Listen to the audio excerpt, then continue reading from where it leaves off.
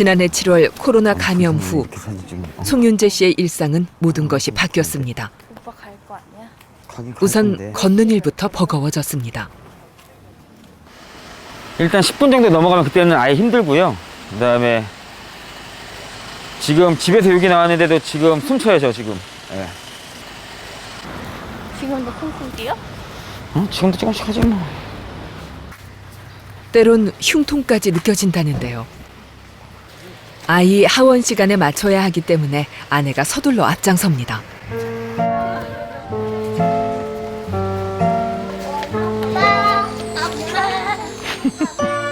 오늘도 애교 많은 아들 덕에 웃을 수 있다는데요.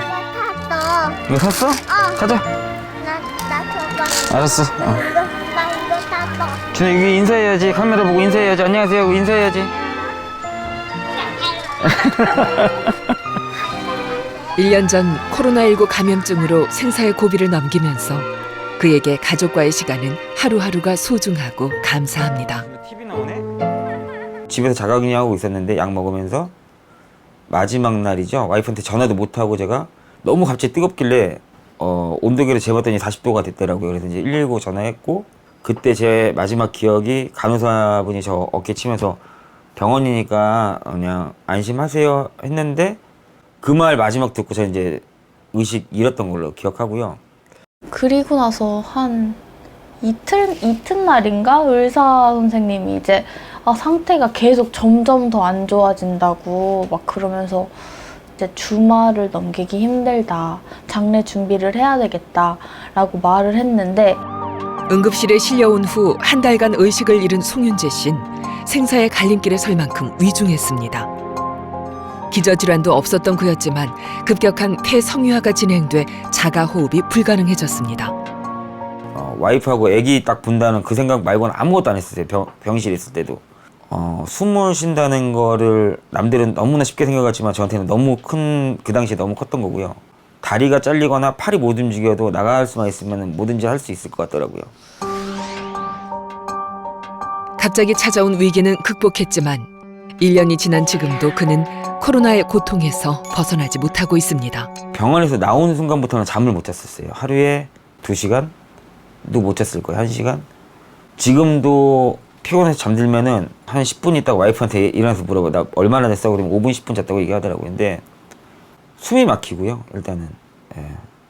화도 조금 많아지고 눈도 너무 안 보인다 그러고 요즘에는 안경을 안 끼면 아예 운전을 못 하거든요. 지금은 그냥 다 뿌옇게 보인다고 보시면 돼요. 그냥 눈이. 몸에 난 상처 역시 잘 낫질 않는데요. 골절 수술 부위가 아물지 않고 있습니다. 이건데 지금 이 상처가 5개월 됐는데 안 없어지고 아직도 이러고 있잖아요. 그리고 걸으면 여기서 고름이 흘러요. 많이 조금 걸었다 싶어요. 조금 나오는데 지금 눈수가 뼈가 안 보이시는데.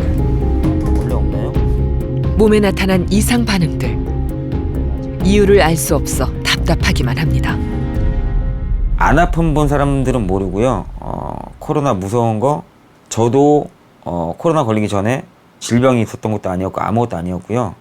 지금 커뮤니티 하면서 뭐 다른 분들이랑 채팅을 하면서 그분들도 얘기를 하는 게 항상 코로나 아무것도 아니었는 줄 알았는데 지금 우리 가족이 이렇게 되니까 너무나 위험한 걸 알겠다라는 얘기 있고 증상이 늘어갈수록 의료비도 쌓여가는데요. 건강했던 가장이 무너지면서 경제적 위기도 찾아왔습니다. 게다가 마땅히 정보를 얻을 곳이 없어 환우들을 위한 채팅방도 직접 만들었습니다. 병원비가 너무 많이 나오니까 대출을 빌려야 된대요. 네, 대출을 빌리는데 일주일에 500에서 1000씩 나가는데 한 달이면 3000 이상이 깨지는 거거든요. 돈이 없으면 내가 지금 당장 우리 가족을 살릴 수가 없는 그런 형편인 것 같고 국내에는 아직 질병으로서 뚜렷한 진단 기준과 치료 방법이 없어 환자들은 답답할 수밖에 없습니다. 그럼 코로나 후유증은 왜 생기고 어떤 증상이 나타날까요? 코로나19 후유증 클리닉을 찾은 송윤재 씨는 호흡곤란부터 기억력 감퇴, 근육 떨림과 경련, 시력 저하 등 다양한 증상을 호소하고 있습니다. 원인과 치료를 위해 다학제 진료가 진행됐습니다. 먼저 호흡기 내과 진료가 이루어졌는데요. 상태는 어떨까요? 폐가 원래는 좀 이게 까맣게 보여야 되는데 이게 좀 하얗게 보여요. 급성 호흡부전이 왔었던 것 같고 그걸로 인해서 에크모 치료까지 한 건데요. 약간의 섬유화라든지 이게 딱딱해지는 그런 양상으로 변하다가 없어지시는 분도 있고 빨리 회복하시는 분은 에크모 걸고도 뭐 한두 달 이내로 거의 다 회복되시는 분도 있고 지금 1년 이상 가시는 분들도 있고 폐 섬유화가 남아있긴 하지만 이전과 비교해 다행히 호전된 상태였습니다. 결국은 폐가 안 되면은 근력이 중요하거든요. 그래서 근육 같은 거 유산소 운동도 하시고 밴드 같은 걸로 가슴 근육 운동도 하시고 그러면 좀 도움이 될 것 같아요. 사실 에크모 치료 환자 중 송윤재 씨처럼 회복한 경우는 기적에 가깝습니다. 전 세계적으로 봤을 때 서바이벌은 거의 30-40%예요. 근데 저희도 초반에는 진짜 많은 분들이 돌아가셨어요. 계속 그 추적 관찰도 하고 아무래도 100까지 회복하는 거는 쉽지는 않거든요. 에크모란 우리 몸의 폐와 심장을 대신하는 기계 장치입니다. 혈관 카테터를 피를 뽑는 혈관과 다시 피를 넣어주는 혈관 두 곳에 삽입해야 하는데요. 보통 허벅지의 대퇴정맥이나 목의 경정맥에서 피를 뽑아 대퇴정맥이나 대퇴동맥으로 넣어줍니다. 시술은 먼저 캐뉼라를 삽관하고 펌프로 정맥에서 피를 뽑아 에크모 장치 내 산화기에서 산소를 주입합니다. 이산화탄소를 제거하기 위한 가스 교환이 이루어지고 산소가 많아진 혈액을 다시 혈관을 통해 환자 몸속으로 돌려보냅니다. 하지만 이 과정에서 치명적인 합병증이 동반될 수 있습니다. 에크모라는 건 기본적으로 큰 혈관에 삽입을 하다 보니까 제일 먼저 생길 수 있는 합병증 출혈이 좀 생길 수가 있고요. 피가 체외순환을 하다 보니 혈전이 더 잘 생길 수가 있습니다. 혈전이 생겨버리면은 이 캐뉼라 자체가 막힐 수도 있고요. 이 혈전이 몸에 들어가면서 체내에 있는 혈관이 막히는 경색이 생길 수가 있습니다. 그렇기 때문에 이런 혈전이 생기지 않게 항응고제라고 해서 피가 응고되지 않는 약을 투여하게 되는데요. 말 그대로 피가 응고되지 않기 때문에 출혈 경향이 더 심해질 수가 있습니다. 그래서 제일 대표적인 게 이런 굵은 카테터를 넣은 카테터 부위 출혈이라든가 출혈 경향이 심하면 위장관 출혈, 뇌출혈 등 피가 멎지 않는 합병증이 생길 수가 있습니다. 집중력이 떨어지고 멍해지는 브레인 포그 증상에 극심한 수면 장애까지 호소하고 있는 송윤재 씨. 진단을 위해 인지 심리 검사가 이루어졌습니다. 들어보세요, 설명. 색깔 한번 얘기해 보실게요. 빨간, 네. 노랑, 파랑, 초록. 그런 식으로. 글자의 색깔은? 결과는 어떻게 나왔을까요? 네, 성함이 송윤재입니다. 네, 송진님. 네. 이제 집중력 인지 검사를 해봤는데, 이제 보통 그러니까 우리가 이제 평균에서 한 10점 이하로 좀 떨어지면 조금 문제가 있다라고 좀 보는데, 좀 거기 경계선에 좀 걸쳐 있으세요. 네. 송윤재님이. 네, 그래서 좀 외상적인 경험을 얼마나 좀 느끼고 있는지를 좀 본 수치에서도 그것도 좀 높게 나타나고 있어서 아직 그때의 경험이 좀 영향을 주고 있다라고 보여지고 있고, 그리고 간단한 불안, 우울을 보는 척도에서도 한 중간쯤 정도의 불안, 우울은 아직 좀 갖고 계시다라고 좀 보여지고 있었어요. 그래서 이 부분은 좀 정기적으로 저랑 상담도 좀 하시고 그리고 필요한 경우 처방도 좀 드시면서 이렇게 좀 관리해 가도록 하고요. 네.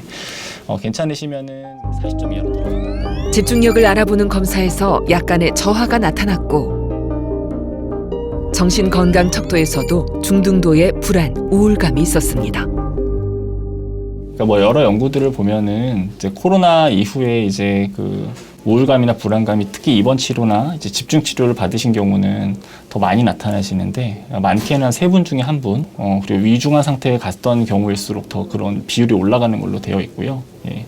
이제 코로나 후유증 이후에 이제 전에는 전혀 그런 우울 증상이라든지 병력이 없으신 분이 새로 생기셨다면 이 부분은 분명히 좀 생물학적인 뇌의 어떤 변화나 염증, 뭐 여러 가지 이런 생리적인 변화가 영향을 줬을 가능성이 많기 때문에 우리가 접근도 약간 이런 생물학적인 부분이 위주로 돼서 접근이 되셔야 될 것 같고.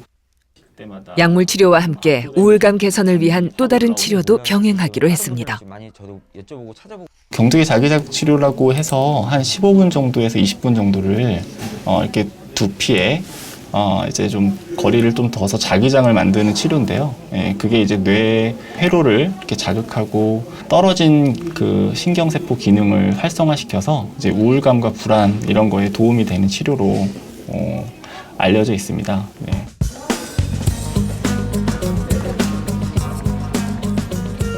경두계 자기자극 치료는 인체의 무해한 자기장으로 뇌세포를 자극해 우울증을 치료하는 방법인데요. 하루아침에 잃어버린 건강을 되찾기 위해 그는 포기하지 않습니다. 저는 사실 후유증은 다른 사람들보다 많다고는 생각하는데 그래도 감사하게 생각하는 게 오늘 숨쉬고 있잖아요. 이 말 꼭 해드리고 싶은 게 위중증은 제가 몸이 안 좋아서 몸이 건강해서 내가 늙어서 내가 젊어서 절대 그 누구한테 어떻게 갈지 모르는 거기 때문에 나 자신이 먼저 조심해야 될 것 같다고 생각을 하거든요. 그러니까 다른 거는 모르겠지만 마스크는 내가 아닌 남을 안 아프게 하기 위해서라도 꼭 썼으면 좋겠어요. 그냥. 호흡기를 통해 우리 몸 구석구석을 공격하는 코로나19 바이러스. 체내에 염증 반응을 일으키고 면역 체계를 무너뜨려 예상치 못한 후유증을 남깁니다. 코로나19 중증 환자 전담 치료 병동입니다. 3년째 운영 중인 이곳은 위중증 환자들과 의료진이 여전히 사투를 벌이고 있습니다. 감염내과 조동호 교수는 시시각각 변하는 환자들 상태 때문에 마음을 항시 놓을 수 없습니다.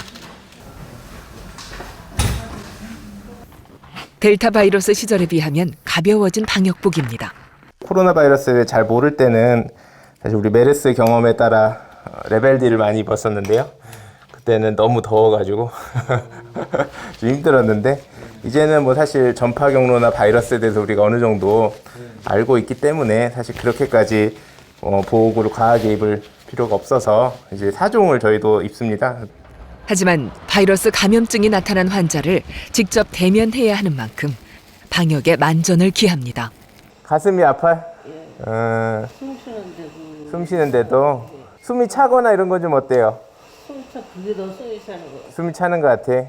가래 좀 나오세요? 가래 조금씩이요. 조금씩 나와요? 오늘 아마 폐렴이 정점일 것 같거든요. 앞으로 한 하루 이틀 정도가 조금 숨 가쁘고 답답한 증상이 좀 더 될 거는 같아. 그걸 좀 넘어가야 여기 우리가 한번 꺾을 수 있는 시간이 올 거거든요. 그때까지 조금 더 힘내시게요. 고령의 환자는 항암 치료 중 코로나에 감염돼 힘든 고비를 넘기고 있습니다. 벽이 많이 헐어 있어요. 장염처럼.